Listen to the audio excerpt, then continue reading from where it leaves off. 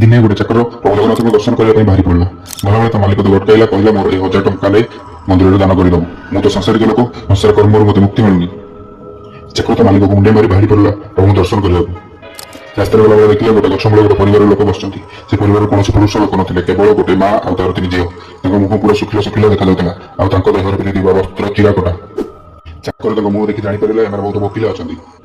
ଚାକର ପାଖରେ ଥିବା 1000 ଟଙ୍କାରେ ସେ ଖାଇବା ପିଇବା ଆଉ ପିନ୍ଧିବା ପାଇଁ ଲୁଗା ଆଣିଦେଲା ଏବଂ ଦେଖିଲା ମାଲିକ ଦେଇଥିବା 1000 ଟଙ୍କାରୁ ତା ପାଖରେ 100 ଟଙ୍କା ବଳିଥିଲା। ମନ୍ଦିରରେ ପହଞ୍ଚି ଚାକର ତା ମାଲିକ ନାଁ ଧରି 100 ଟଙ୍କା ମନ୍ଦିରରେ ଦାନ କରିଦେଲା। ମାଲିକକୁ ସ୍ୱପ୍ନ ହେଲା, ସ୍ୱପ୍ନରେ ପ୍ରଭୁ ଦର୍ଶନ କରି ମାଲିକ ବହୁତ ଆନନ୍ଦ ହୋଇଗଲା। ତୁ ମୋ ପାଇଁ ପଠାଇଥିବା 900 ଟଙ୍କା ମୁଁ ପାଇଯାଇଛି। ମାଲିକ ପୁରା ଆନନ୍ଦିତ ହୋଇଗଲା। ମାଲିକ ତା ଚାକରକୁ ପଚାରିଲା, ଆଉ 900 ଟଙ୍କା ଦାନ କଲୁ, ଆଉ 100 ଟଙ୍କା କ'ଣ କଲୁ? ଚାକର ସବୁ କଥା ବିସ୍ତାର ମାଲିକକୁ କହିଲା। ମାଲିକ ଆଖି ପୁରା ଛଳ ଛଳ ହେଇଗଲା। ଯଦି ଆପଣ ଭଗବାନଙ୍କୁ କିଛି ଦାନ କରିବା ପାଇଁ ଚାହୁଁଛନ୍ତି, ତେବେ ଭୋକିଲା ଏବଂ ଆବଶ୍ୟକୀୟ ଲୋକଙ୍କୁ ଦାନ କରନ୍ତୁ। ସିଧା ଭଗବାନଙ୍କ ପାଖରେ ପହଞ୍ଚିଯିବ। ଜୟ